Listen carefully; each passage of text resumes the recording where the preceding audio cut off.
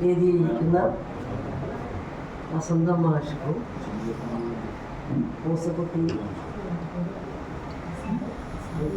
മറ്റെല്ലാവർക്കും പ്രിയ സുഹൃത്തുക്കളെ, വസന്ത മാഷിൻ്റെ പ്രഭാഷണം കഴിഞ്ഞിട്ട് പ്രഭാഷണം ചെയ്യാമെന്നുള്ള വലിയ ക്ഷീണവും അത് ഞാൻ അതിനുവേണ്ടി ശ്രമിച്ചു എന്ന് മാത്രമേ ഉള്ളൂ. ഇത് മാത്രമല്ല, അത്ര കയ്യിലൊതുങ്ങുന്ന ഒരു പുസ്തകമല്ല ഞാൻ എടുത്തിട്ടുള്ളതെന്ന് എനിക്കറിയാം. അധ്യാത്മരാമായണമാണ്. നമ്മളിവിടെ പാശ്ചാത്യ സാഹിത്യത്തിലെ വിശ്വസാഹിത്യ കൃതികളാണല്ലോ നമ്മൾ നോക്കുന്നത്. പാശ്ചാത്യ സാഹിത്യത്തിലെ ഒരു കൃതി ചർച്ച ചെയ്യുമ്പോൾ പൗരസ്ത്യ സാഹിത്യത്തിൽ എന്ന് പറയുന്നത് വേണ്ടേ എന്ന പേരിൽ മാത്രം മറ്റു പലതും മനസ്സിൽ വന്നതാണെങ്കിലും രാമായണം തന്നെ ആകാം എന്ന് വിചാരിച്ചതാണ്. അതാണ് ആ സാഹസത്തിന് ആദ്യം ക്ഷമ ചോദിക്കുന്നു. എന്തെല്ലാം തരത്തിലുള്ള ന്യൂനതകളുണ്ടെങ്കിലും നിങ്ങളത് ക്ഷമിക്കുക. പിന്നെ രാമായണം എന്ന പേര് കേൾക്കാത്ത, രാമായണത്തെക്കുറിച്ച് അറിയാത്ത ഒരു കുട്ടിയും കേരളീയരായിട്ടുണ്ടാവില്ല എന്ന് തന്നെയാണ് എൻ്റെ വിശ്വാസം. മിക്ക ഹിന്ദു ഗ്രന്ഥങ്ങളിലും കർക്കിടക മാസം 31 ദിവസവും രാമായണം പാരായണം ചെയ്യുന്ന ഒരു രീതി തന്നെ നിലവിലുണ്ട്. അങ്ങനെ അപ്പോൾ എന്തായാലും അതിൻ്റെ കഥ എന്താണെന്നൊക്കെ ഒരു ചുരുക്കത്തിൽ മിക്കവാറും എല്ലാവർക്കും തന്നെ അറിയാം. അതുകൊണ്ട് ആ കഥ, രാമായണത്തിൻ്റെ കഥ പറയാൻ ഞാനിവിടെ ഉദ്ദേശിക്കുന്നില്ല. രാമായണത്തിൻ്റെ കഥ എന്താണെന്ന് നമുക്കറിയാം. അതിലെ രാമൻ അതിലേറ്റവും ധർമ്മ പരിപാലന യോഗ്യതയുള്ളതായ ഒരു കഥാപാത്രമായും രാവണൻ വില്ലൻ്റെ വേഷവും ഒക്കെ നമുക്കറിയാവുന്ന കാര്യങ്ങളാണ്.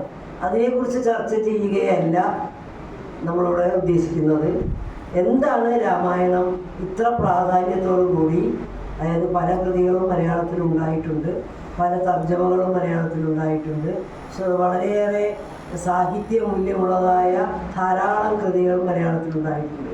പക്ഷേ എന്തുകൊണ്ട് അധ്യാത്മ രാമായണം, അതും തുഞ്ചത്തെഴുത്തച്ഛൻ്റെ കിളിപ്പാട്ട് രൂപത്തിലുള്ള അധ്യാത്മ രാമായണം ഇത്രയേറെ പ്രാധാന്യത്തോടുകൂടി നാം സ്മരിക്കുന്നതിനുള്ള കാരണം, അല്ലെങ്കിൽ ഇത്രയേറെ പ്രാധാന്യത്തോടുകൂടി നാം എല്ലാ കാലവും രാമായണത്തെക്കുറിച്ച് പറയുന്നുണ്ടായിട്ട് എത്ര കൊല്ലായി? ഏതാണ്ട് 8 നൂറ്റാണ്ടോളം കഴിഞ്ഞിരിക്കുന്നു. എന്നിട്ടിപ്പോഴും നമ്മൾ രാമായണം വായിക്കുന്നത് ഒട്ടും പ്രാധാന്യം കുറയാതെ തന്നെയാണ്. അങ്ങനെയുള്ളതായ പ്രാധാന്യം രാമായണത്തിന് കൊടുക്കാനുള്ള കാരണം എന്താണ് എന്നൊന്ന് അന്വേഷണം നടത്തിയാൽ കൊള്ളാമെന്ന് നമുക്ക് തോന്നില്ല. എന്താണ് അതിൻ്റെ കാരണം? അത് ആ കാലഘട്ടത്തിൻ്റെ ഒരു വലിയ ആവശ്യമായിരുന്നു രാമായണം. കാലഘട്ടത്തിൻ്റെ വലിയ ആവശ്യമായിരുന്നു എന്ന് പറഞ്ഞാൽ ആ കാലഘട്ടമാണ് എഴുത്തച്ഛൻ എന്ന കവിയെ സൃഷ്ടിച്ചത് തന്നെ. 16-ാം നൂറ്റാണ്ടിൻ്റെ ഉത്തരാർദ്ധത്തിലാണ് എഴുത്തച്ഛൻ ജീവിച്ചിരുന്നത്. അദ്ദേഹം ജീവിച്ചിരുന്ന കാലഘട്ടത്തിൽ നമ്മുടെ മലയാള സാഹിത്യത്തിൻ്റെ അന്തരീക്ഷം വളരെയേറെ കലുഷമായിരുന്നു. അത് നിങ്ങൾക്ക് എല്ലാവർക്കും ഒരുപക്ഷെ അറിയാവുന്ന കാര്യങ്ങളാണ്. അതായത് മണിപ്രവാള കൃതികളും മണിപ്രവാള സാഹിത്യവും പാട്ട് സാഹിത്യവും രണ്ടായിട്ട് മലയാളം 2 കൈവഴികളായിട്ട് ഒഴുകിക്കൊണ്ടിരുന്നൊരു കാലഘട്ടം. മണിപ്രവാള കൃതികളാണെങ്കിൽ തികച്ചും ഭോഗലാലസമായ ഒരു ജീവിതത്തെ ചിത്രീകരിക്കാൻ വേണ്ടി മാത്രം ശ്രമിക്കുന്ന ഒരു കാലഘട്ടം. ദേവദാസി സമ്പ്രദായത്തിന് മലയാളത്തിൽ വളരെയേറെ പ്രാധാന്യം കിട്ടിയിരുന്ന ഒരു കാലഘട്ടം. ആ കാലഘട്ടത്തിൽ ദേവദാസി സമ്പ്രദായത്തിൽ എഴുതപ്പെട്ട ധാരാളം കൃതികൾ നമുക്കറിയാം. വൈശിക തന്ത്രത്തെ പോലുള്ളതായ കൃതികളും ചന്ദ്രോത്സവത്തെ പോലുള്ളതായ കൃതികളുമൊക്കെ അന്നത്തെ കാലത്ത് വളരെയേറെ പ്രാധാന്യത്തോടു കൂടി നമ്മൾ പഠിക്കുകയും പഠിപ്പിക്കുകയും ചെയ്തിട്ടുണ്ട്. പിന്നീട് ഈ കാലഘട്ടത്തിൽ എല്ലാ ക്ഷേത്രങ്ങളോടും അനുബന്ധമായിട്ട് ദേവദാസികളെ പോറ്റി വളർത്തുന്ന ഒരു സംസ്കാരം കൂടി നമുക്കുണ്ടായിരുന്നു. അപ്പോൾ അങ്ങനെയുള്ള കാലഘട്ടത്തിൽ തീർച്ചയായിട്ടും മനുഷ്യൻ്റെ സാമൂഹികമായ അവസ്ഥ അല്ലെങ്കിൽ സാംസ്കാരികമായ അവസ്ഥ എന്ന് പറഞ്ഞാൽ ഈ ദൈനംദിന ജീവിതത്തിലൂടെ കാണുന്ന ഇതൊക്കെ തന്നെയാണ്. വൈഷയികമായ ഭയങ്കരമായ താല്പര്യം അത്തരം വിഷയങ്ങളിൽ മാത്രം മനുഷ്യൻ വെച്ചു പുലർത്തിയിരുന്ന ഒരു കാലഘട്ടം. അതോടൊപ്പം വിദേശാധിപത്യത്തിൻ്റെ ആഗമനം. പോർച്ചുഗീസുകാരൊക്കെ കേരളത്തിൽ വന്ന് അവരുടെ ഒരു മിഷണറിമാരായിട്ടുള്ള ആൾക്കാരുടെ ക്രിസ്തുമതത്തിനോടുള്ളതായ താല്പര്യം അതൊരു വശം. പിന്നെ ഹിന്ദു ഹിന്ദു ഹിന്ദു എന്ന് പറയുന്ന അല്ലെങ്കിൽ ഹിന്ദുത്വം അല്ലെങ്കിൽ നമ്മുടെ ഹിന്ദു വേദികൾ തന്നെ കാണുന്നത് ഉച്ചനീചത്വവും അന്ധവിശ്വാസങ്ങളും നിറഞ്ഞിട്ടുള്ളതായ ഒരു കാലഘട്ടം. ഹിന്ദു വിശ്വാസം അനുസരിച്ച് അന്നത്തെ കാലത്ത് തൊട്ടുകൂടായ്മയും തീണ്ടിക്കൂടായ്മയും ശക്തി പ്രാപിച്ചുകൊണ്ടിരുന്ന കാലഘട്ടമാണ്. ഇതൊക്കെ എവിടെ നിന്ന് വന്നു എന്ന് ചോദിച്ചാൽ അത് നമ്മൾ കുറച്ചും കൂടി ഒന്ന് ആലോചിക്കേണ്ട ഒരു കാര്യമാണ്. 8-ാം നൂറ്റാണ്ടിൽ, അതായത് കൊല്ലവർഷ ആരംഭത്തിൽ നമ്പൂതിരിമാർ കേരളത്തിൽ വന്ന് ഇവിടുത്തെ എല്ലാ ക്ഷേത്രങ്ങളുടെയും അധികാരവും ഭരണവും ഒക്കെ അവർ ഏറ്റെടുത്തിരുന്ന ഒരു കാലഘട്ടമുണ്ട്. അത് കഴിഞ്ഞ് അവരുടെ സംസ്കാരം ആയിട്ട് ഇവിടെ അവർ നമ്മളോട് കൂടി ഇടപഴകാൻ ആരംഭിച്ചപ്പോഴാണ് സംസ്കൃതത്തിലുള്ള അവരുടെ ഭാഷ അത് ഇവിടുത്തെ സാധാരണക്കാർക്ക് അറിയില്ല. അപ്പോൾ അറിയാവുന്ന രീതിയിൽ സംസ്കൃത പദങ്ങളും മലയാള പദങ്ങളും കൂട്ടിക്കുഴച്ച് ഒരു പുതിയ ഭാഷയുണ്ടാക്കി. അതാണല്ലോ നമ്മൾ മണിപ്രവാളം എന്ന് പറയുന്നത്. ഈ ഭാഷയിലൊക്കെ അവരെഴുതിയിട്ടുള്ളതായ കാവ്യങ്ങളിലെല്ലാം ഏറ്റവും പ്രധാന രസം ശൃംഗാരം തന്നെയായിരുന്നു.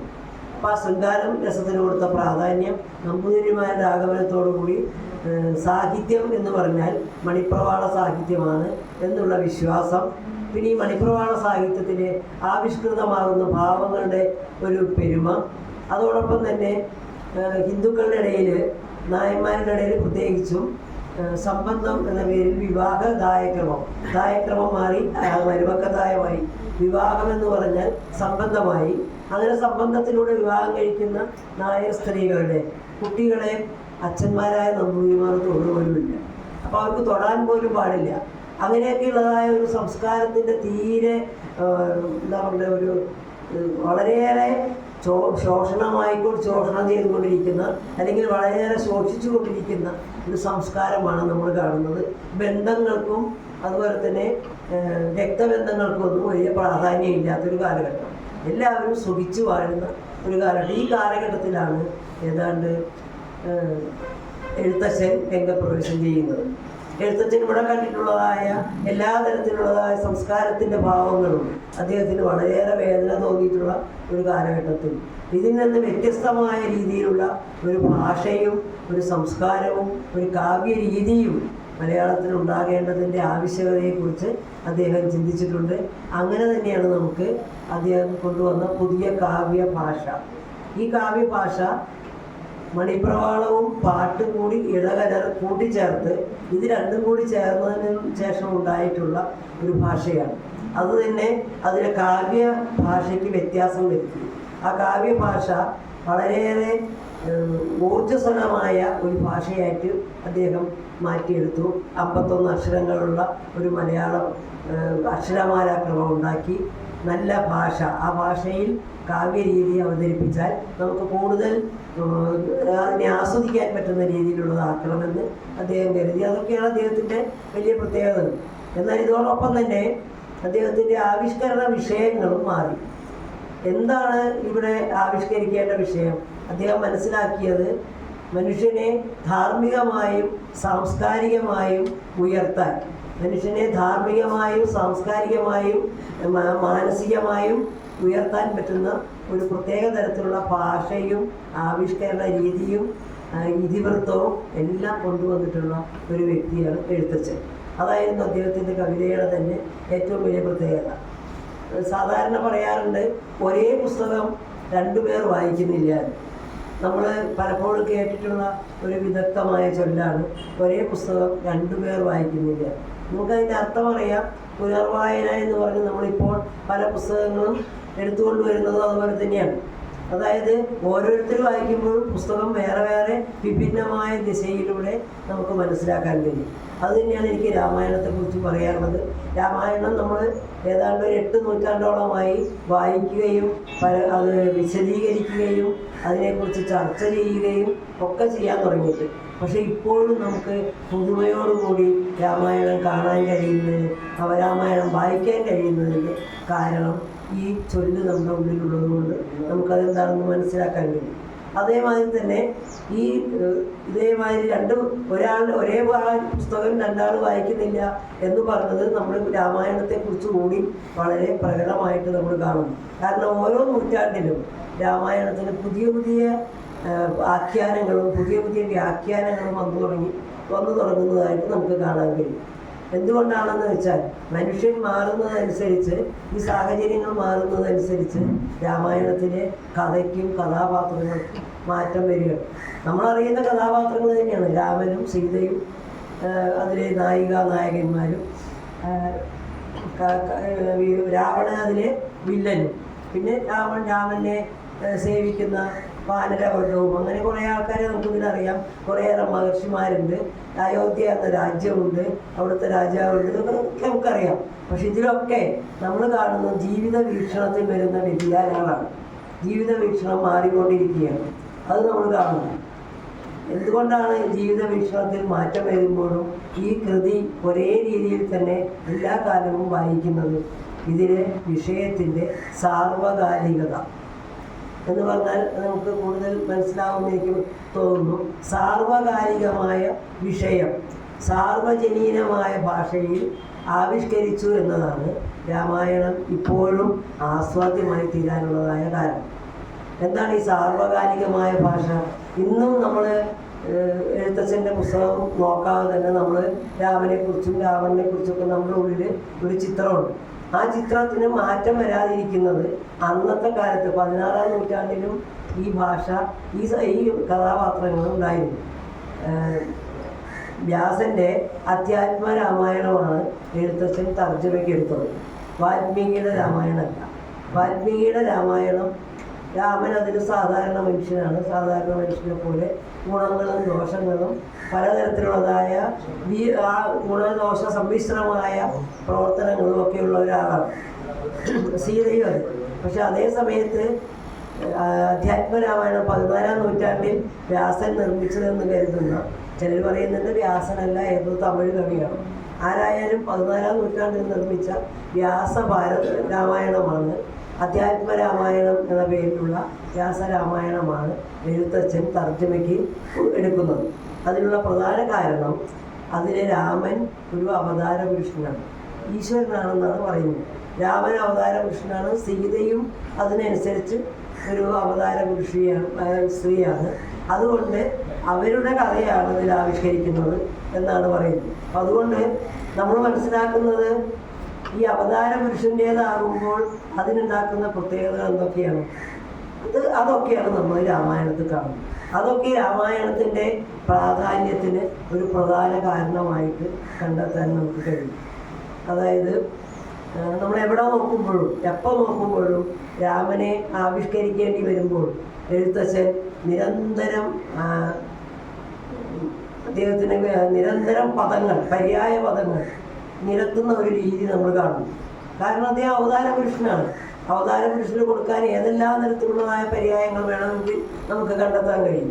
ആ അത്തരം പര്യായ പദങ്ങൾ കൊണ്ട് ഒരു ചുരുങ്ങിയതൊരു 10-50 പര്യായ പദങ്ങൾ നിരത്തിയതിന് ശേഷമാണ് ശ്രീരാമനെ രംഗത്ത് കൊണ്ടുവരുന്നത്. അതുപോലെ തന്നെ എല്ലാ തരത്തിലുള്ളതായ പ്രവൃത്തികളും വളരെയേറെ സാധൂകരണം കൊടുത്തുകൊണ്ട്, വളരെയേറെ അദ്ദേഹം ചെയ്യുന്ന എല്ലാ പ്രവൃത്തിക്കും പലതരത്തിലുള്ളതായ സാധൂകരണങ്ങളുണ്ട്. ഇപ്പം നമുക്കറിയാം, സീതയെ ഉപേക്ഷിച്ച രാമനെ കുമാരനാശാൻ ചിന്താവിഷ്ടയായ സീതയിൽ എന്തുമാത്രം സീതയെ കൊണ്ട് വിമർശിപ്പിക്കുന്നു. അങ്ങനെയുള്ളതായ ഒരു രാമനെയാണ് നമ്മളതിൽ കാണുന്നത്. എന്തുകൊണ്ട് ഭാര്യയെ ഉപേക്ഷിച്ചു? അതുവരെ ഇല്ലാത്തതായ, അതായത് രാവണൻ്റെ രാജധാനിയിൽ നിന്ന് അഗ്നിപ്രവേശം ചെയ്ത് കൊണ്ടുവന്നതാണ്. അഗ്നിപ്രവേശം ചെയ്ത് കൊണ്ടുവന്നിട്ടുള്ള ഭാര്യ, കൂടെയുള്ളതായ ഭാര്യ, പിന്നീട് അവൾക്ക് അശുദ്ധി ഉണ്ടെന്ന് പറയുമ്പോൾ എങ്ങനെ അത് സഹിക്കാൻ കഴിയുന്നു? എന്നിട്ട് എങ്ങനെ ആരോടും ഒരു തരത്തിലുള്ളതായ ആരോടും ചോദിക്കാതെ, കൺസൾട്ട് ചെയ്യാതെ കൊണ്ടുപോയിട്ട് ഉപേക്ഷിക്കാൻ പറയുന്നു? അതും പൂർണ്ണ ഗർഭിണിയായ ഭാര്യയെ. അപ്പോൾ അങ്ങനെയുള്ളതൊക്കെ നമുക്ക് പലതും കാണാൻ കഴിയും. പക്ഷെ എന്തുകൊണ്ടാണെന്ന് ഇവിടെ രാമായണത്തിൽ പറയുന്നത് രാമൻ ധർമ്മപരിപാലനം മാത്രം മുന്നിൽ കണ്ടിട്ടുള്ളൊരു വ്യക്തിയാണ്. ധർമ്മത്തെ മാത്രമേ അദ്ദേഹം, അതുകൊണ്ട് സ്വന്തം ഭാര്യയാണെങ്കിൽ പോലും ചെയ്തത് തെറ്റാണെന്ന് 4 നാട്ടുകാർ പറഞ്ഞാൽ, അങ്ങനെയാണ് നമ്മൾ രാമായണത്തിൽ കാണുന്നത്. എവിടെയോ ചർച്ച നടന്നു, എവിടെയോ ഏതോ വീട്ടിൽ ഇതേമാതിരി ഭാര്യയും ഭർത്താവും കൂടി ഇത്തരത്തിലുള്ള കാര്യങ്ങൾ പറഞ്ഞപ്പോൾ രാജാവായ രാമന് പോലും അത്തരത്തിലുള്ള ഭാര്യയെ സ്വീകരിക്കാമെങ്കിൽ എന്തുകൊണ്ട് തന്നെ സ്വീകരിച്ചുകൂടാ എന്നിട്ട് അന്ന് ഒരു ഭാര്യ ചോദിക്കുന്നത് കേട്ടു. അങ്ങനെയൊക്കെയാണ് പറയുന്നത്. എന്തായാലും ഈ ചെറിയ ചെറിയ നിഷേധങ്ങൾ, ഭാര്യയ്ക്കെതിരായിട്ട് വന്ന ചെറിയ ചെറിയ വ്യാഖ്യാനങ്ങൾ, അതെല്ലാം ശ്രദ്ധിച്ച് ഭാര്യയെ കൊണ്ടുപോയി വീക്ഷിക്കുക. അവിടെ പോലും രാമനെ കുറ്റം പറയാൻ അധ്യാത്മരാമായണത്തിൽ വ്യാസൻ മെനക്കെടുന്നില്ല. നമ്മൾ കാണുന്ന അത്തരത്തിൽ ഉള്ള ഒരു വളരെ പൂർണ്ണമായ എല്ലാ തരത്തിലും തികഞ്ഞ, എല്ലാ തരത്തിലും എല്ലാ യോഗ്യതകളും തികഞ്ഞ ഒരു വ്യക്തിയായിട്ടാണ് രാമനെ രാമായണത്തിൽ ആവിഷ്കരിക്കുന്നത്. അത്തരം രാമായണമാണ്, അധ്യാത്മരാമായണം ആണ് എഴുത്തച്ഛൻ തൻ്റെ തർജ്ജമയ്ക്ക് എടുത്തിട്ടുള്ളത്. എഴുത്തച്ഛൻ അതിൽ ചെയ്തിട്ടുള്ള വേറെ പ്രത്യേകതകളും, അദ്ദേഹം കിളിപ്പാട്ട് പ്രസ്ഥാനത്തിലാണ് കവിത എഴുതിയത് എന്നാണ് നമ്മൾ മനസ്സിലാക്കുന്നത്. അദ്ദേഹം ഒരു ശാരിക പൈതലെ ചാരുശീലയെ വരിക എന്ന് പറഞ്ഞ് ഒരു കിളിമകളെ വിളിച്ചടുത്തിരുത്തി തനിക്ക് പറയാനുള്ളതായ കാര്യങ്ങൾ ഇതൊക്കെയാണ്, അതൊന്ന് പറഞ്ഞാലും എന്ന് പറഞ്ഞ് ശാരിക പൈതലിനെ കൊണ്ടാണ് രാമായണം മുഴുനീളവും അദ്ദേഹം പറയിപ്പിക്കുന്നത്. അങ്ങനെ പറയേണ്ടി വരുമ്പോൾ ആദ്യകാലത്തൊക്കെ പലരും പല നിരൂപകരും പറഞ്ഞിരുന്നത് ഈ ശാരിക പൈതലിൻ്റെ അല്ലെങ്കിൽ കിളിമകളുടെ മധുരമായ ഭാവം അല്ലെങ്കിൽ മധുരമായ പാട്ട് ആ രീതിയിലുള്ളതായ അവതരണമാകുമ്പോൾ കുറേ കൂടി അത് സംഗീതാത്മകമാകും, അല്ലെങ്കിൽ കുറേ കൂടി ശ്രവണ സുന്ദരമാകും. അതുകൊണ്ടാണ് അങ്ങനെ ചെയ്തതെന്നാണ്. പക്ഷെ ഒരു സാഹിത്യ വിദ്യാർത്ഥി എന്ന നിലയ്ക്ക് നമുക്കത് പൂർണ്ണമായിട്ടും അംഗീകരിക്കാൻ കഴിയില്ല. പിന്നെ എന്താണ് കിളിമകൾ? അതൊരു മാധ്യമം മാത്രമാണ്. അതായത് മീഡിയം എന്ന് നമ്മൾ പറയില്ലേ, തനിക്ക് പറയാനുള്ളതായ കാര്യങ്ങൾ തന്നിൽ നിന്ന് അകറ്റി നിർത്തി ഒരു മാധ്യമത്തിലൂടെ മറ്റൊരാളിലേക്ക് പകർന്നു കൊടുക്കുന്ന രീതിയാണ് ഈ കിളിമകളിലൂടെ എഴുത്തച്ഛൻ ആവിഷ്കരിച്ചിട്ടുള്ളത്. ഇത് പല സാഹിത്യ വിഭാഗങ്ങളിലും വരാറുണ്ട്. പക്ഷെ കൂടുതലായിട്ട് ക്ലാസിക് ലിറ്ററേച്ചറിൽ കവിക്ക് പറയാനുള്ളതായ വസ്തുവുമായിട്ട് അടുപ്പം വരാതിരിക്കാൻ, അകൽച്ച വരാൻ വേണ്ടിയിട്ടാണ് ഈ മാധ്യമം ഉപയോഗിച്ചിട്ടുള്ളത്. അത് എന്തുകൊണ്ടാണ്, എന്താ അകൽച്ച വരണം നിർബന്ധം? കവി ഒരു യഥാർത്ഥ കവിയാണ്. എഴുത്തച്ഛൻ ഒരു ഭക്തകവിയാണ്, ഒരു നല്ല കവിയാണ്. അദ്ദേഹത്തിന് പാടി പോകുമ്പോൾ നമ്മൾ തന്നെ കാണുന്നുണ്ട് പല സന്ദർഭങ്ങളിലും ഭക്തിയുടെ ആധിക്യങ്ങൾ കടന്നു വരുന്ന സന്ദർഭങ്ങളിൽ എഴുത്തച്ഛൻ എല്ലാം മറന്ന് പാടുന്ന ഒരു രീതി നമ്മൾ കാണുന്നുണ്ട്. അങ്ങനെ പാടുന്ന എഴുത്തച്ഛന് എന്തായാലും ഈ കിളിമകളില്ലെങ്കിൽ, ഒരു മാധ്യമമില്ലെങ്കിൽ കാവ്യവസ്തുവിൽ നിന്ന് അകൽച്ച പാലിക്കാൻ കഴിയില്ല എന്നുള്ള തോന്നൽ കൊണ്ടാണ് ഈ കിളിമകളെ മാധ്യമമായിട്ട് ഉപയോഗിച്ചത് എന്ന് വേണം കണ്ടെത്താൻ. ആ മാധ്യമത്തിലൂടെ പറയുന്നത് കൊണ്ട് നമുക്ക് അത്ര അടുപ്പം തോന്നില്ല, കുറച്ച് അകറ്റി വെച്ചിരിക്കുക നമ്മളിൽ നിന്ന്. അനുവാചകരിൽ നിന്നും എഴുത്തുകാരിൽ നിന്നൊക്കെ കുറച്ച് അകലം പ്രാപിച്ചുകൊണ്ട് കിളിമകൾ പാടുന്ന രീതിയിൽ കാണുന്നു. അതുകൊണ്ടാണ് എന്ന് ഞാൻ വിചാരിക്കുന്നു ഇത്രയും കാലമായിട്ടും രാമായണത്തിൻ്റെ മാധുര്യമോ ശ്രേഷ്ഠതയോ അല്പം പോലും കുറയാതെ നമുക്കിപ്പോഴും അത് കേൾക്കാനും വായിക്കാനും ആസ്വദിക്കാനും കഴിയുന്നു. അത്തരമൊരു കിളിമകളുടെ കിളിപ്പാട്ട് എന്നൊരു പ്രസ്ഥാനത്തിന് ഉദയം കൊടുത്തുകൊണ്ട്, കിളിപ്പാട്ട് എന്നൊരു പ്രസ്ഥാനം തന്നെ സ്ഥാപിച്ചുകൊണ്ടാണ് എഴുത്തച്ഛൻ ആ രാമായണം എഴുതുന്നത്. അതുപോലെ തന്നെ ഈ കിളിപ്പാട്ട് പ്രസ്ഥാനത്തിൻ്റെ വേറൊരു പ്രത്യേകത, ദ്രാവിഡ വൃത്തങ്ങളെയാണ് അദ്ദേഹം സ്വീകരിച്ചിട്ടുള്ളത്. അതിൽ കാകളി, മഞ്ചരി, ദ്രുതകാകളി എന്ന വൃത്തങ്ങളും നദോന്നത എന്ന് പറഞ്ഞൊരു പുതിയ വൃത്തം എഴുത്തച്ഛൻ കൊണ്ടുവന്നതാണെന്ന് ചില നിരൂപകന്മാർ കണ്ടെത്തുന്നുണ്ട്. എന്തായാലും അത്തരം വൃത്തങ്ങൾ, അത്തരം ദ്രാവിഡ വൃത്തങ്ങൾ അത് കുറേ കൂടി സംഗീതാത്മകമായിരിക്കും.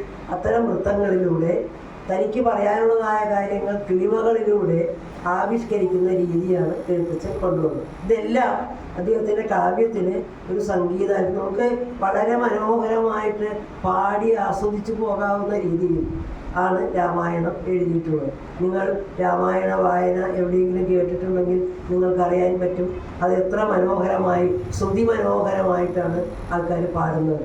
അതിൻ്റെ പ്രധാനപ്പെട്ട കാരണം ഈ വൃത്തങ്ങളും ഇതിൻ്റെ സംഗീതാത്മകതയും തന്നെയാണ്. പിന്നെ അതിൻ്റെ പ്രത്യേകതയായിട്ട് നമുക്ക് പറയാനുള്ളത്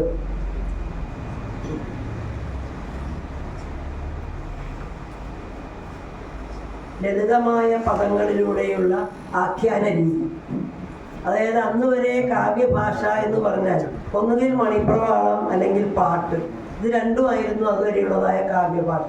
മണിപ്രവാളത്തിൻ്റെ കടിച്ചാൽ പൊട്ടാത്ത സംസ്കൃതവും അല്ലെങ്കിൽ സംസ്കൃതാന്ത്യ മലയാള പദങ്ങൾ കൊണ്ട് ചേർത്തിട്ടുള്ളതായ അതിൻ്റെ ഭാഷയും അത് സാധാരണ ജനങ്ങൾക്ക് ആസ്വാദ്യമല്ല.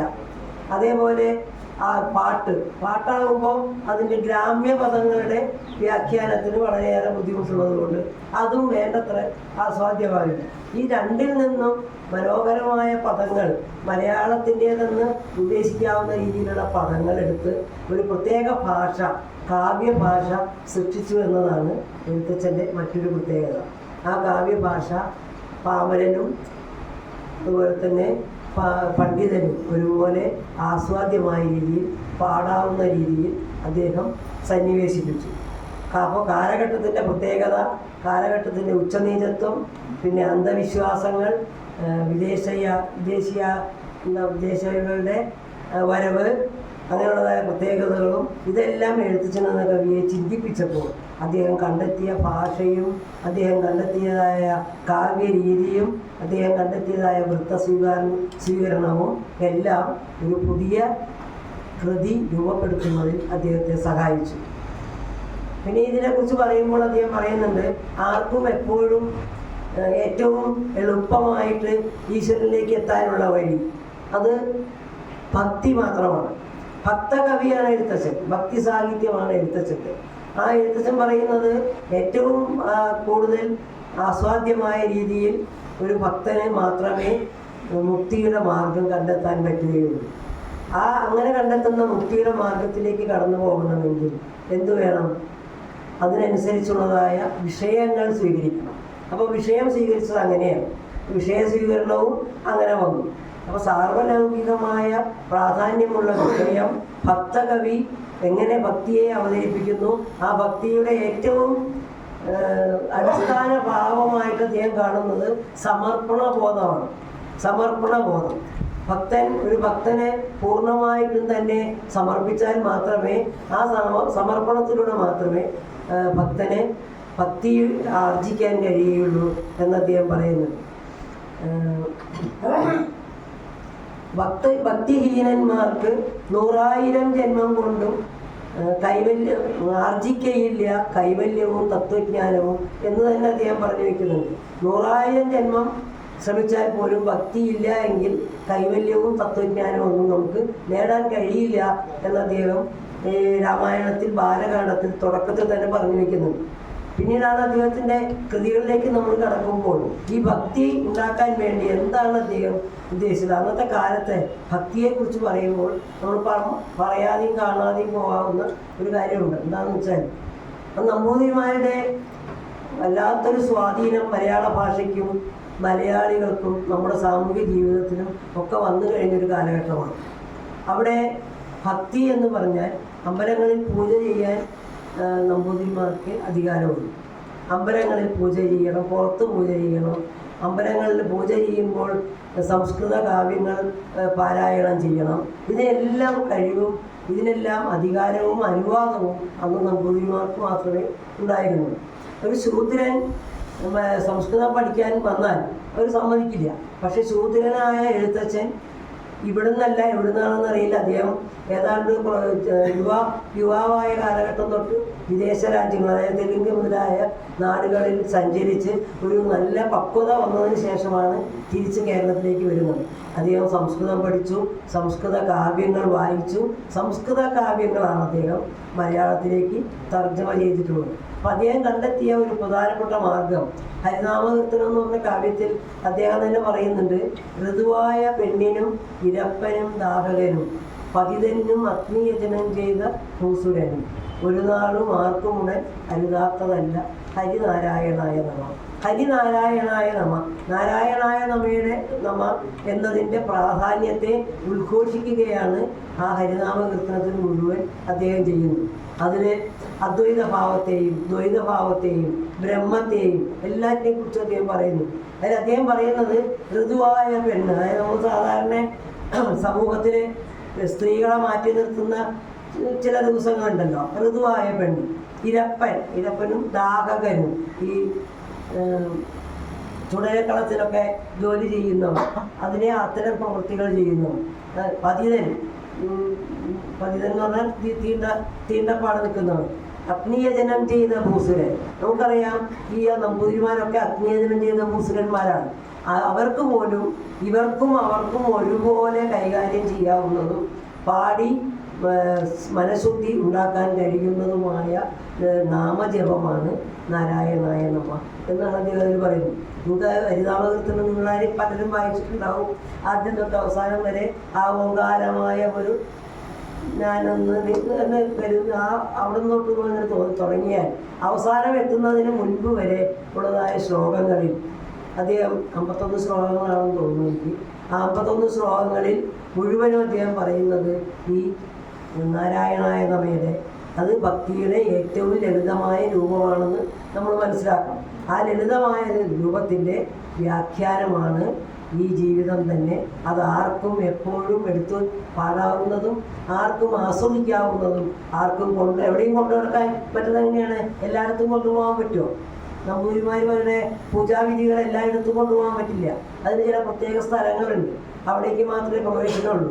പ്രത്യേകിച്ച് നമ്പൂതിരിമാർക്കല്ലാതെ മറ്റ് സമൂഹത്തിലുള്ള താഴേക്കിടയിലുള്ള ഒരു മനുഷ്യനും ഇതൊന്നും പാടാനോ ആസ്വദിക്കാനും കഴിയില്ലെന്ന് അവർ വിധി എഴുതിയിരുന്നൊരു കാലഘട്ടമുണ്ട്. നമ്മുടെ സാംസ്കാരികമായ അപജയത്തിൻ്റെ കാലഘട്ടം എന്ന് പറയുന്നത് ആ കാലഘട്ടമാണ്. ആ കാലഘട്ടത്തിൽ ഹരിനാമകീർത്തനത്തെ പോലുള്ളതായ ഒരു കാവ്യം കൊണ്ടുവന്ന് ഇത് വായിക്കൂ, ഇതെല്ലാവർക്കും എപ്പോഴും എവിടെയും പാടി നടക്കാവുന്നതും എവിടെ ഇരിക്കുമ്പോഴും പാടാവുന്നതുമാണ്. അങ്ങനെ നാരായണായ നമ എന്ന നാമജപത്തിൻ്റെ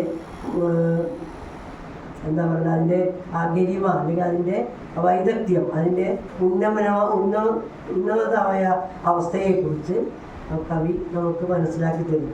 അപ്പോൾ ഈ നാമജപത്തിൻ്റെ പ്രാധാന്യം പറയുന്ന കവി രാമായണത്തിൽ മഹാഭാരതത്തിൽ തന്നെയാണ് വരുന്നത്. രാമായണത്തിലുടനീളം നമ്മൾ കാണുന്നത് അവതാര പുരുഷനെ അവതരിപ്പിക്കേണ്ടി വരുമ്പോഴൊക്കെ ഇതുപോലെ നിരന്തരം ഇങ്ങനെ പദങ്ങൾ, പര്യായ പദങ്ങൾ കൊണ്ട് അദ്ദേഹത്തെ ഉദ്ഘോഷിക്കുന്ന രീതിയാണ് നമ്മൾ കാണുന്നത്. അപ്പോൾ സാർവലൗകികമായ പ്രാധാന്യമുള്ള വിഷയത്തെ എടുത്ത് വിഷയമാക്കിയപ്പോൾ പോലും യഥാർത്ഥ കവി അല്ലെങ്കിൽ എഴുത്തച്ഛന് ഇത്രയൊന്നും എഴുതാൻ പറ്റില്ലായിരുന്നു. കാരണം എഴുത്തച്ഛൻ ഒരു അവസ്ഥ വന്നു കഴിഞ്ഞാൽ അതിനപ്പുറത്തേക്ക് താതാത്മ്യം പ്രാപിക്കുന്ന രീതിയിൽ ഈ എഴുത്തച്ഛൻ്റെ കവിതയിൽ പല ഭാഗങ്ങളും നമുക്കറിയാവുന്നതാണ്. കൃഷ്ണൻ്റെ ഇതിൽ പാർത്ഥസാരഥി വർണ്ണനെ വരുമ്പോൾ അതിൽ തന്നെ പറയാൻ നമുക്ക് പലപ്പോഴും അദ്ദേഹത്തിൻ്റെ ആത്മാവ് ആ ഭക്തിയുമായിട്ട് ലയിച്ചു ചേരുന്ന അവസരങ്ങൾ നമുക്ക് കാണാൻ കഴിയും. അതൊക്കെ എന്തുകൊണ്ടാണ്? ഇതിൽ വിഷയത്തിൻ്റെ പ്രത്യേകത കൊണ്ടാണ്. ജനങ്ങളെ ധാർമ്മികമായിട്ട് ഉദ്ധരിക്കാൻ വേണ്ടി തന്നെയാണ് അദ്ദേഹം രാമായണം എടുത്തത്. ആ രാമായണത്തിൻ്റെ ആദ്യം തൊട്ടുള്ള ഭാഗങ്ങൾ ഇത് തന്നെ കാട്ടും. പിന്നെ ഇതിനെക്കുറിച്ചുള്ളൊരു ഭാഗം ഞാൻ 2-3 വരികൾ വായിക്കാം. അതായത് കൗസല്യ രാമനെ സ്തുതിക്കുന്ന ഒരു ഭാഗം വരുന്നുണ്ട്. അതിൽ കൗസല്യ പറയുന്നതാണ്, സത്വാദി ഗുണത്രയം ആശ്രയിച്ചെന്തിനെന്ന് ഉത്തമന്മാർക്ക് പോലും അറിവാൻ വേലയത്രയും. പരമൻ, പരാപരൻ, പരബ്രഹ്മാക്യൻ, പരൻ, പരമാത്മാവ്, പരൻ, പുരുഷൻ, പരിപൂർണൻ, അച്യുതൻ, അനന്തൻ, അവ്യക്തൻ, അവ്യയൻ, അനേകൻ, നിർമ്മലൻ, നിരുപമൻ, നിർവാണപ്രദൻ, നിത്യൻ, നിർമ്മമൻ, നിരാകുലൻ, നിരഹങ്കാരമൂർത്തി, നിഷ്കളൻ, നിരഞ്ജനൻ, നീതിമാൻ, നിഷ്കന്മഷൻ, നിഷ്ക്രിയൻ, നിരാകരൻ, നിർജ്ജല നിഷേവിതൻ, നിഷ്കാമൻ, നിയമിതാം, ഹൃദയനിലയൻ, അദ്വൈതൻ, അജന്യൻ, അമൃതാനന്ദൻ, നാരായണൻ, വിദ്വന്മാനസ പത്മമധൂവൻ, മധുവൈരി, സത്യജ്ഞാനാത്മ, സമസ്തശേഖരൻ, സനാതനൻ, സത്വസഞ്ചയജീവൻ, സരകാഭി സേവ്യൻ, തത്വാർത്ഥ ബോധരൂപൻ, സകല ജഗന്നയൻ, സത്താമാത്രകനല്ലോ നിന്ദിരു തുടങ്ങിയ ഇത്രയും വരികളിലൂടെ, ഇത്രയും വിശേഷണങ്ങളിലൂടെയാണ് രാമനെ സ്തുതിക്കാൻ തുടങ്ങുന്നത്. എന്നിട്ടാണ് നിന്ദിരുവടി. ആ നിന്ദിരുവടിയാണ് രാമൻ. അപ്പോൾ നമ്മൾ കാണുന്ന എല്ലാ വിശേഷങ്ങളും, അതായത് ഗുണവും നിറവും ഒന്നുമില്ലാത്തതായ ഒരു സത്ത്, ആ സത്തിനെ കുറിച്ചാണ് നമ്മൾ ആവിഷ്കരിക്കുന്നത്. ആ സത്തിനെ എത്ര വാഴ്ത്തിയാലും മതിയാവില്ല. അതുകൊണ്ട് നമുക്കറിയാം ഈ പദങ്ങളെല്ലാം ഒരേ തരത്തിലുള്ള വ്യാഖ്യാനങ്ങളാണ്. അതെല്ലാം കൊടുത്തിട്ടാണ് കൗസല്യ അമ്മയാണെന്ന് പറഞ്ഞിട്ട് കാര്യമൊന്നുമില്ല. കൗസല്യയുടെ മുമ്പിൽ ഇതിൽ പറയുന്നത് ശ്രീരാമൻ ജനനം കഴിഞ്ഞ ഉടനെ വിശ്വരൂപം കാണിച്ചു എന്നാണ്. കൗസല്യക്ക് അത് ഭയങ്കര വിഷമമായിപ്പോയി. അപ്പോൾ കൗസല്യ അതെല്ലാം കഴിഞ്ഞപ്പോൾ പറയും, എനിക്ക് അങ്ങയുടെ സാധാരണ രൂപം ഒരു കുട്ടിയുടെ രൂപത്തിൽ കാണണം, എന്നാലും എനിക്ക് ലാളിക്കാനും ആശ്ലേഷിക്കാനും ഒക്കെ കഴിയുമെന്ന് പറഞ്ഞ് ആ രൂപത്തിലേക്ക് കൊണ്ടുവരികയാണ്. അപ്പം അങ്ങനെയുള്ള കൗസല്യം പോലും അദ്ദേഹത്തെ വിശേഷണങ്ങൾ കൊണ്ട് ഒരുപാട് വിശേഷണങ്ങളിലൂടെയാണ് സ്തുതിക്കാൻ പുറപ്പെടുന്നത്, നമുക്കറിയാവുന്ന കാര്യമാണ്. പിന്നെ ഇനി ഈ രാമായണം, അധ്യാത്മരാമായണം എഴുത്തച്ഛൻ്റെ തർജ്ജമയാണ്. അധ്യാത്മരാമായണം കിളിപ്പാട്ട് നൽകുന്നത്, പക്ഷെ അത് പദാനുപത തർജ്ജമയേ അല്ല, അത് സ്വതന്ത്ര തർജ്ജമയാണ്. പലരും പറയുന്നത് രാമായണത്തെ, വ്യാസന്റെ അധ്യാത്മരാമായണത്തെ എഴുത്തച്ഛൻ നവീകരിച്ചു എന്നാണ്. നവീകരിക്കുക എന്ന് പറയുമ്പോൾ മാറ്റങ്ങൾ വരുത്തി ഉൾക്കൊണ്ടുകൊണ്ട് അദ്ദേഹം ഒരു പുതിയ രീതിയിൽ അവതരിപ്പിക്കുക. അതുകൊണ്ടാണ് ഈ പദങ്ങളൊക്കെ ഇങ്ങനെ ഉള്ളതായ പര്യായ പദങ്ങളൊക്കെ നിരന്തരം ഉപയോഗിക്കുന്നതിൻ്റെ കാരണം തന്നെ. അദ്ദേഹം ഒരു പുതിയ രീതിയിൽ ആ രാമായണത്തെ ഒന്ന് പുതുക്കി അവതരിപ്പിക്കുന്ന രീതിയാണ് നമ്മൾ കാണുന്നത്. അതിൽ നമുക്കറിയാം, അയോധ്യയിലെ രാജാവായ ദശരഥൻ ഈ രാമനെ അഭിഷേകം നിശ്ചയിക്കുന്നു. ആ വിവാഹമൊക്കെ കഴിഞ്ഞ് രാമൻ സുഖമായിട്ടിരിക്കുന്ന സമയത്താണ് അഭിഷേകം നിശ്ചയിക്കുന്നത്. ആ അഭിഷേകമാണ് മുടങ്ങിപ്പോകുന്നത്. എന്തുകൊണ്ട്? കൈകേയി തനിക്ക് മുൻപ് തരാമെന്ന് പറഞ്ഞ 2 വരം ഈ സന്ദർഭത്തിൽ തരാമെന്ന് പറഞ്ഞ് ആവശ്യപ്പെട്ടു. ഒന്ന് 14 സംവത്സരം രാമനെ കാട്ടിലയക്കുക, രണ്ടാമത്തത് തൻ്റെ പുത്രനായ ഭരതനെ ഇവിടെ രാജാവായിട്ട് വാഴിക്കുക. ഇത് പറയുന്ന സമയത്തും ഈ കാര്യങ്ങളൊക്കെ നടക്കുന്ന സമയത്തും ഭരതൻ ഇവിടെ ഇല്ല. അതുകൊണ്ട് ഭരതൻ ഇതൊന്നും അറിയുന്നില്ല. അപ്പം നമ്മൾ ഈ രാമായണം വായിക്കുമ്പോൾ ആദ്യ അവസാനം നമ്മൾ മനസ്സിലാക്കുന്ന ഒരു കാര്യം, ഇതിലില്ലാത്ത ഒരു ബന്ധങ്ങളും ഇതിലില്ലാത്ത ഒരു സ്നേഹവാത്സല്യങ്ങളും അതിൻ്റെ തീക്ഷ്ണതയും നമുക്ക് എവിടെയും കാണാൻ കഴിയില്ല. ഇതിനേക്കാൾ കുറേ കൂടി വിപുലമാണ് ഭാരതം. വ്യാസൻ തന്നെ ഒരിടത്ത് പറയുന്നുണ്ട്, മഹാഭാരതത്തിലില്ലാത്ത ഒന്നും തന്നെ ഈ ലോകത്തില്ല. അപ്പം അങ്ങനെ പറയാൻ കഴിയുന്ന ആണ് ഭാരതം. രാമായണവും ഒട്ടും മോശമല്ല. അപ്പം അതുകൊണ്ട് ഇങ്ങനെ ഒരു കൈകേയിക്ക് 2 വരങ്ങൾ കൊടുക്കേണ്ടതായിട്ട് വന്നിരിക്കുകയാണ്. അന്നത്തെ രാജാക്കന്മാർ ഒരിക്കലും അത് വാക്ക് പറഞ്ഞു കഴിഞ്ഞാൽ പിന്നെ മാറില്ല. അദ്ദേഹത്തിന് നിവൃത്തിയില്ലാത്തൊരു ഘട്ടമായി അദ്ദേഹം മോഹാത്സ്യപ്പെട്ട് വീണു. വിവരം രാമൻ അറിഞ്ഞു. രാമൻ വന്നു. രാമൻ പറഞ്ഞു, അതിനെന്താ പ്രശ്നം, ഞാൻ പോയിട്ട് വനത്തിൽ 14 സംവത്സരം കഴിഞ്ഞ് വരാം, എനിക്ക് അതിനൊട്ടും പ്രശ്നമില്ല. രാജ്യം ഭരിക്കാൻ ഭരതൻ നല്ലു, കാട്ടിൽ പോകാൻ ഞാനും നല്ലു എന്ന് പറയുന്ന ഒരു ഭാഗത്തിലുണ്ട്. അപ്പോൾ അത് അവിടൊന്നും പ്രത്യേകതയായി നമ്മൾ പറയുന്നില്ല. പക്ഷേ അമ്മമാർക്കുള്ള ദുഃഖം, കൗസല്യക്കുള്ള ദുഃഖം, അതുപോലെ തന്നെ ശ്രീരാമനൊപ്പം പുറപ്പെടുന്ന ലക്ഷ്മണനെ പുറപ്പെടുന്നത് കാണുമ്പോൾ സൗമിത്രയ്ക്കുള്ള ദുഃഖം, സുമിത്രയ്ക്കുള്ള ദുഃഖം. സുമിത്ര തന്നെ പറയുന്നുണ്ട്. ഇതിലെ രാമായണത്തിലെ ഏറ്റവും മനോഹരമായ ശ്ലോകം ആയിട്ട് പറയുന്നത് രാമം വിദ്ധി ദശരഥം വിദ്ധി മാം വിദ്ധി ജനകാത്മജ എന്ന് പറയുന്ന ആ ശ്ലോകം. അത് ഇതിലേക്ക് തർജ്ജമ ചെയ്തു വരുന്നത്, രാമനെ ദശരഥനെന്നുള്ളിൽ ഓർത്താലും എന്നെ ജനകാത്മജയെന്ന് ഓർക്കുക. അതോടൊപ്പം തന്നെ ദശരഥൻ നിന്ന് അയോധ്യയെ അടവിയാണെന്ന് നോക്കുക എന്ന് പറയുന്ന ഭാഗത്തിൽ വരുന്നുണ്ട്. ഞാൻ പുസ്തകം വായിക്കേണ്ടെന്ന് വെച്ചിട്ടാണ് അതിൻ്റെ ഭാഗങ്ങൾ പറയുന്നത്. അപ്പോൾ അങ്ങനെ പറഞ്ഞിട്ടാണ് പോകുന്നത്. അപ്പോൾ അതെല്ലാം അതിന് വന്നു കഴിഞ്ഞു. അടവിയിൽ പോകണം, അല്ലെങ്കിൽ കാട്ടിൽ പോകണം, അവിടെ 14 സംവത്സരം വസിക്കണം. ഇത് ഇത്ര വലിയ പ്രധാനപ്പെട്ട കാര്യമാണോ? ഞാനിപ്പോൾ തന്നെ ഈ വൃദ്ധനായ രാജാവിനെ മാറ്റി നിർത്തിയിട്ട് അങ്ങേ രാജാവാക്കാം എന്ന് പറയുന്ന ലക്ഷ്മണനോട് അദ്ദേഹം ലക്ഷ്മണോപദേശം ചെയ്യുന്നു. ലക്ഷ്മണനെ ഉപദേശിച്ചു. രാമായണത്തിൽ ഞാൻ പറയുകയാണെങ്കിൽ ഏറ്റവും മനോഹരമായ തത്വങ്ങൾ അടങ്ങിയിട്ടുള്ള ഏറ്റവും മനോഹരമായൊരു ഭാഗം ലക്ഷ്മണോപദേശമാണ്. അത് കഴിഞ്ഞിട്ടേ മറ്റുള്ളതൊക്കെ വരുന്നുള്ളൂ. എല്ലാറ്റിലും വരുന്നുണ്ട്. ഇങ്ങനെ അദ്ദേഹം എഴുത്തച്ഛന് ഈ ലോകത്തെക്കുറിച്ചും ഈ ഭൗതിക ജീവിതത്തെക്കുറിച്ചും ഈ ലോകത്തുണ്ടാകുന്ന മറ്റു പലതിനെക്കുറിച്ചും ഒക്കെ പറയാനുള്ളതായ അവസരങ്ങൾ രാമായണത്തിലുടനീളമുണ്ടെങ്കിലും ലക്ഷ്മണോപദേശമാണ് ഏറ്റവും ശ്രേഷ്ഠമായ തത്വജ്ഞാനം ഉൾക്കൊള്ളുന്നത്. അതിൽ പറയുന്നുണ്ട്, ഭോഗങ്ങളെല്ലാം ക്ഷണപ്രഭാചഞ്ചലം വേഗേന നഷ്ടമായുസ്സു നോർത്തനി പന്നി സന്തപ്ത ലോകസ്ഥാമ്പു ബിന്ദുന സന്നിഭം മർത്യജന്മം ക്ഷണഭംഗുരം. ആ വരികൾ പറഞ്ഞിട്ട് പറ്റുമെങ്കിൽ പോവാം. എന്താണ് ഈ ഇതുകൊണ്ട് ഉദ്ദേശിക്കുന്നത്? ക്ഷണഭംഗുരമായ ഈ ജീവിതത്തിൽ ഭോഗങ്ങളെല്ലാം ക്ഷണപ്രഭാചഞ്ചലം, വളരെ എളുപ്പത്തിൽ കടന്നു പോകുന്ന ഒന്നാണ് ഭോഗങ്ങൾ. എളുപ്പം നമ്മളിലൂടെ നമ്മൾ ഉപയോഗിച്ചും നമ്മൾ അനുഭവിച്ചും കടന്നു പോകുന്നതാണ്. ക്ഷണഭംഗുരമാണത്, വളരെ നിമിഷ നേരത്തേക്ക് മാത്രമുള്ളതാണ്. തന്നി സന്തപ്ത ലോകസ്ഥാമ്പു ബിന്ദുന മർത്യജന്മം സന്നിപം മർത്യജന്മം ക്ഷണഭംഗുരം. മർത്യൻ്റെ ജീവിതം വളരെ നിസ്സാരമാണ്, നിസ്സാരമായ കാലം കൊണ്ട് കഴിഞ്ഞു പോകുന്നതാണ്. അത് ഈ വന്യസന്തപ്ത ലോകസ്ഥാമ്പു ബിന്ദു, ഈ വന്യയിൽ നിന്ന് ചൂടാക്കിയെടുക്കുമ്പോൾ വരുന്ന ലോകത്തിൻ്റെ ആ നിറം അല്പനേരം കഴിയുമ്പോൾ തന്നെ മാറിപ്പോകുന്നത് പോലെ അങ്ങനെയുള്ളതായ ഒരു ജീവിതമാണ് ഇവിടെ നമ്മൾ കാണുന്നത്. പിന്നെ ചക്ഷുശ്രവണ ഗണസ്തമാം ദർദുരം ഭക്ഷണത്തിന് അപേക്ഷിക്കുന്നത് പോലെ കാലാഹിന പരിഗ്രസ്തമാം ലോകവും ആലോല തേജസ ഭോഗങ്ങൾ തേടുന്നു. ഈ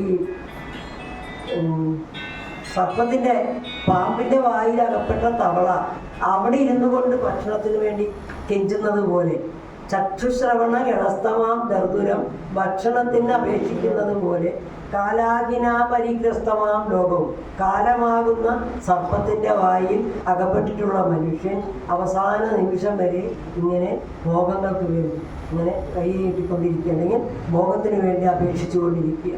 പിന്നെ പിതൃപുത്ര കളത്ര സമാനമായ ഈ സുഖം ഇത് എത്ര കാലത്തേക്കുണ്ട്? അല്പം മാത്രമാണ്. ലക്ഷണം വളരെ നിമിഷ നേരത്തേക്ക് മാത്രമുള്ളതാണ് എന്ന് അദ്ദേഹം പറയാൻ വേണ്ടിയിട്ടാണ് ഈ മുകളിലുള്ള ഭാഗം മുഴുവൻ കൊണ്ടുവരുന്നത്. പാന്തർ പെരുവഴി അമ്പലം തന്നിലെ താന്തരായി കൂടി വിയോഗം വരും പോലെ നദ്യാ ഒഴുകുന്ന കാഷ്ടങ്ങൾ പോലെയും എത്രയും നിമിഷം മാത്രമാണ് ഈ ലോകം എന്നും അദ്ദേഹം പറഞ്ഞു വയ്ക്കുന്നു. നദിയിലൂടെ ഒഴുകിപ്പോകുന്ന വലിയ വലിയ മരങ്ങൾ അതങ്ങ് ഒഴുകിപ്പോകും, നമുക്കതിനെ പിടിച്ചു നിർത്താൻ കഴിയില്ല. അതുപോലെ പാന്തർ പെരുവഴി അമ്പലം തന്നെ നമ്മൾ ക്ഷീണിച്ച അവശരായിട്ട് വഴിപോക്കർ വന്ന് സത്രങ്ങളിൽ വന്ന് കൂടിയിട്ട് രാവിലെ ആകുമ്പോൾ നേരം പ്രഭാതമാകുമ്പോൾ എഴുന്നേറ്റ് പോകുന്നത് പോലെയാണ് മനുഷ്യൻ ഈ ലോകമാകുന്ന സത്രത്തിൽ വന്നുകൂടി ഇവിടുന്ന് അവൻ്റെ ക്ഷീണമൊക്കെ മാറ്റി സുഖമൊക്കെ കണ്ടുപിടിച്ച് അവനിവിടുന്ന് പുറത്തേക്ക് ഇറങ്ങി പോകുന്നു. ഇത്തരത്തിലുള്ള ധാരാളം വിശേഷണങ്ങൾ അദ്ദേഹം കൊടുക്കുന്നതായിട്ട് നമുക്ക് കാണാൻ കഴിയും. പിന്നെ അദ്ദേഹം പറയുന്നുണ്ട്, ക്രോധം എന്ന് പറയുന്ന ഒന്നാണ് മനുഷ്യ പാപമാകുന്ന മരാമരത്തിൻ്റെ വിത്ത്. അതുകൊണ്ട് കോപം ഒഴിവാക്കണം. ബുദ്ധിമാനായ മനുഷ്യൻ കോപത്തെ ഒഴിവാക്കണം എന്ന് പറയുന്നു. ഈ ലക്ഷ്മണോപദേശം മുഴുവൻ വായിച്ചു കഴിഞ്ഞാൽ ഭാരതം ഉദ്ഘോഷിക്കുന്ന തത്വങ്ങൾ എന്തൊക്കെയാണ് എന്നതിനെക്കുറിച്ച് നമുക്ക് ഏതാണ്ടൊരു രൂപം കിട്ടുമെന്നാണ് എനിക്ക് തോന്നുന്നത്. അദ്ദേഹം അതിനെക്കുറിച്ച് പറയുന്ന ആ ഭാഗം വെച്ച് കഴിഞ്ഞാൽ പിന്നെ ലക്ഷ്മണോപദേശം കഴിഞ്ഞ് പിന്നെ നമുക്കറിയാം അകല്യാസ്തുതി, അഗസ്ത്യസ്തുതി എന്നിങ്ങനെ പറഞ്ഞ ഒരുപാട് സ്തുതികൾ ഇതിൽ വരുന്നുണ്ട്. ആ സ്തുതികളെല്ലാം രാമൻ്റെ മഹാത്മ്യം ഉദ്ഘോഷിക്കാൻ വേണ്ടി മാത്രം ഉപയോഗിക്കുന്നവയാണ് ആ സ്തുതികൾ എല്ലാം തന്നെ. അതുപോലെ ഹരിനാമകീർത്തനത്തിൻ്റെ കാര്യം ഞാൻ പറയാം. ബ്രാഹ്മണ വേദാന്തത്തിൻ്റെ അസഹിഷ്ണുത ഏറ്റവും കൂടുതൽ അനുഭവിച്ചിട്ടുള്ള ഒരു വ്യക്തി എന്ന നിലയിലാണ് എഴുത്തച്ഛൻ ബ്രാഹ്മണ മേധാവിത്വത്തെ നിഷേധിച്ചുകൊണ്ട് കാവ്യങ്ങൾ എഴുതിയത് എന്ന ഒരു നിരൂപകൻ ഒരിടത്ത് എഴുതിയിട്ടുള്ളത് ഞാൻ വായിച്ചു നോക്കുകയാണ്. അദ്ദേഹത്തിൻ്റെ അച്ഛനൊരു പഴയ നമ്പൂതിരിയായിരുന്നു, അതുകൊണ്ട് അച്ഛനിൽ നിന്ന് പാണ്ഡിത്യമുള്ള നമ്പൂതിരിയായിരുന്നു എന്നാണ് പറയുന്നത്. പക്ഷെ അച്ഛനോട് ഇടപഴകാനും അച്ഛനോട് കൂടി കഴിയാനും കഴിയാതിരുന്നതിൻ്റെ ദുഃഖം. അപ്പോൾ ആ നമ്പൂതിരിമാരുടെ ഈ സമൂഹത്തിലുള്ളതായ മേന്മ അതിനെക്കുറിച്ചൊക്കെ മനസ്സിലാക്കിയപ്പോഴാണ് അദ്ദേഹം അതിനെക്കുറിച്ച് പറയുന്നത്. പിന്നീട് ഇതിൽ നമുക്കറിയാം, ഇതിലുള്ള എല്ലാം നമുക്കറിയാവുന്ന കാര്യങ്ങൾ തന്നെയാണ്.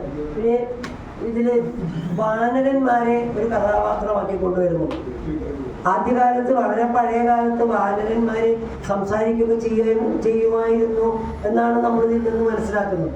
ഇതിൽ വളരെ വളരെ പ്രകടമായ വ്യക്തിത്വം പുലർത്തുന്ന ഹനുമാനെ പോലുള്ളതായ കഥാപാത്രങ്ങളും ജാമ്പവാനെ പോലുള്ളതായ കഥാപാത്രങ്ങളും സുഗ്രീവനെ പോലുള്ളതായ കഥാപാത്രവും ഒക്കെ ഇതിലും നമ്മൾ കാണുന്നുണ്ട്.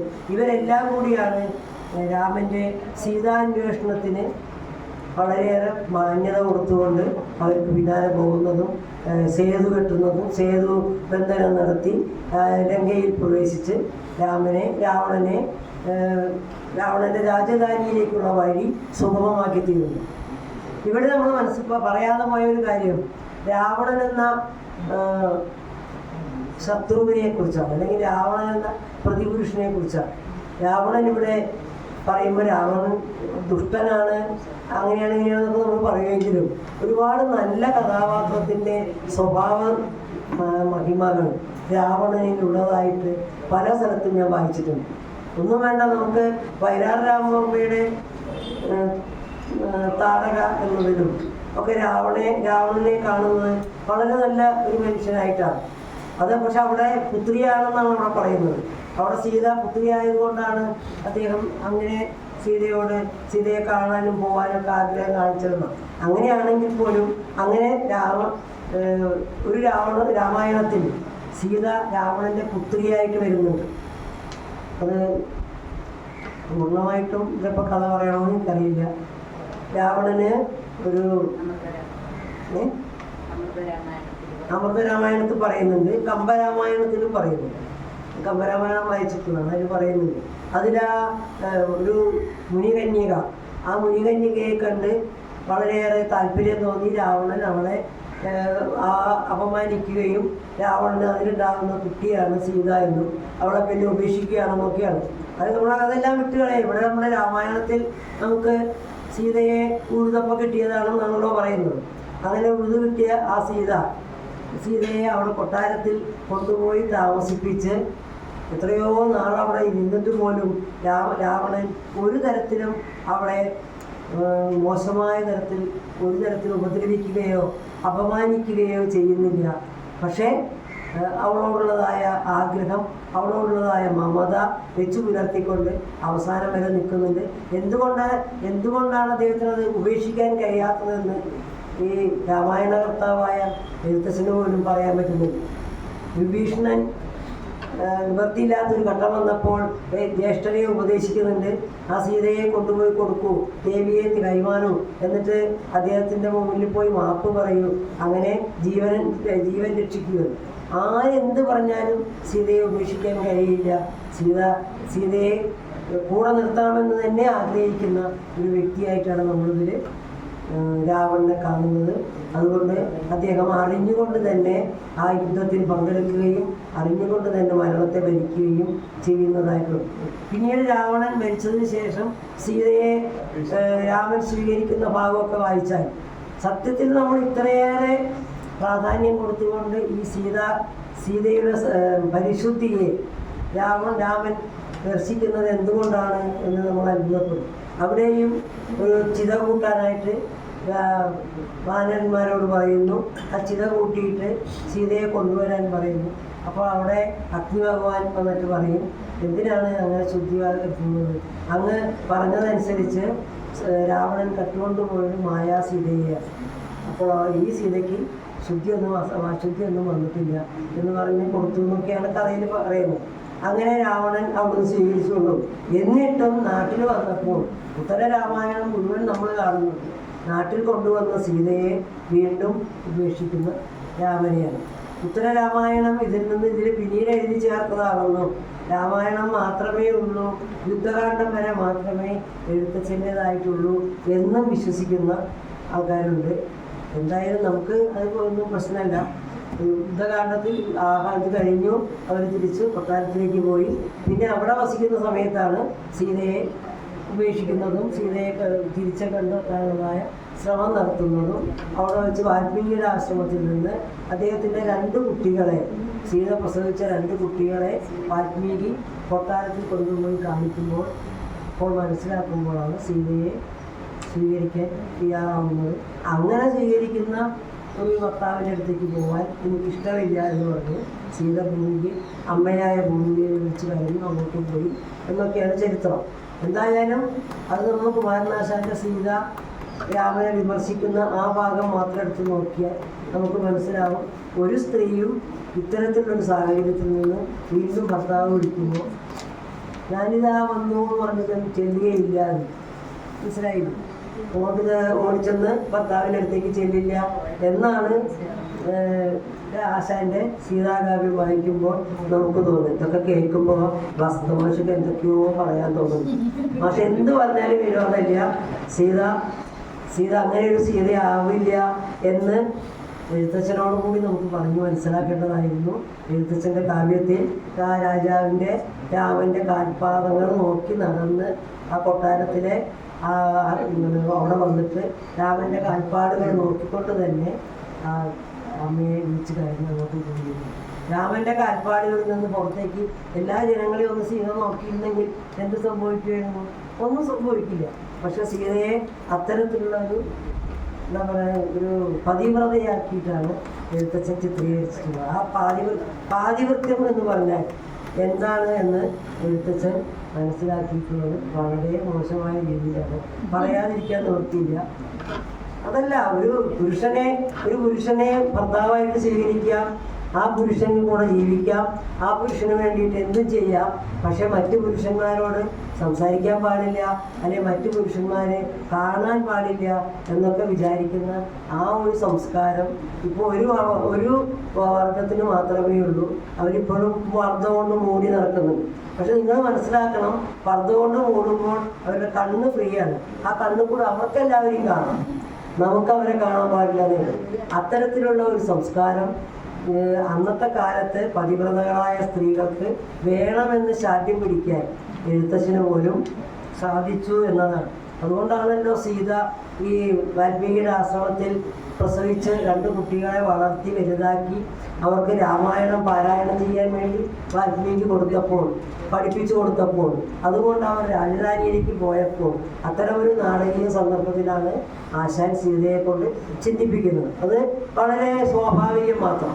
പക്ഷെ അങ്ങനെ പോയിട്ട് അവിടെ നിന്ന് വാൽമീകി വിളിക്കാൻ വരുമ്പോൾ അങ്ങോട്ട് ചെന്ന് രാമൻ്റെ കാൽപാദങ്ങളെ മാത്രം നോക്കി, വേറൊരു സ്ഥലത്തേക്ക് നോക്കിയില്ല, അവിടെ മാത്രം നോക്കിക്കൊണ്ട് പാരായണം ചെയ്യുന്ന സീതയെ നമ്മൾ കാണിക്കുന്നു. അങ്ങനെ മഹാഭാരതത്തിലെ നമ്മുടെ ഗാന്ധാരിയെക്കുറിച്ച് പറയുന്നിടത്ത് ഗാന്ധാരി കണ്ണ് മൂടിക്കെട്ടിയിരിക്കുന്ന ഗാന്ധാരി കണ്ണിൻ്റെ ഒരു ഭാഗത്തിലൂടെ ദുര്യോധനൻ്റെ കാൽപാദങ്ങളെ, പക്ഷേ കാലിലെ പാദങ്ങളുടെ ഒരു വിരലിൻ്റെ നഖത്തിലേക്ക് മാത്രമായിട്ട് സൂക്ഷിച്ചു നോക്കുന്നു. പതിവ്രതകളായ സ്ത്രീകൾ നോക്കിയാൽ ആ ഭാഗം ഉരുകിപ്പോവും. അങ്ങനെ ഉരുകിപ്പോയി ദുര്യോധനൻ്റെ കാലിൻ്റെ ഒരു വിരല്. അങ്ങനെയുള്ള കാലവും ഉണ്ടായിരുന്നു. ഇന്നത്തെ പതിവ്രതകളായ സ്ത്രീകളെ കുറിച്ചല്ല. ഇന്നത്തെ പതിവ്രതകളായ സ്ത്രീകൾ നേരെ മറിച്ചാണ്. എല്ലാവരോടും സംസാരിക്കാനും എല്ലാവരുമായിട്ട് ഇടപഴകാനും ആർക്ക് വേണ്ടി എന്തും ചെയ്യാനും മടിക്കാത്തതായ ഇന്നത്തെ സ്ത്രീകൾ പാതിവൃത്യം സൂക്ഷിക്കുന്നത് ഏറെ രീതിയിലാണ്. അതിനർത്ഥം അവർ മോശമാണെന്നല്ല, അവർ നല്ലതാണെന്നുമല്ല. അതാണ് ഇന്നത്തെ കാലം. അപ്പോൾ നമുക്ക് എഴുത്തച്ഛൻ്റെ രാമായണത്തെക്കുറിച്ച് ഇത്രമാത്രം പറഞ്ഞു. ഞാനിവിടെ കുറേ പറയാനുണ്ട്. ഞാൻ എവിടെ വെച്ച് തുടങ്ങണം, എവിടെ വെച്ച് അവസാനിപ്പിക്കണം, എങ്ങനെ ആയിരിക്കണം അവസാനം എന്നതിനെക്കുറിച്ച് ഒരു രൂപവും ഇല്ലാതിരുന്നതാണ്. തന്നെത്താനങ്ങ് അവസാനിച്ചു. അതുകൊണ്ട് സന്തോഷം.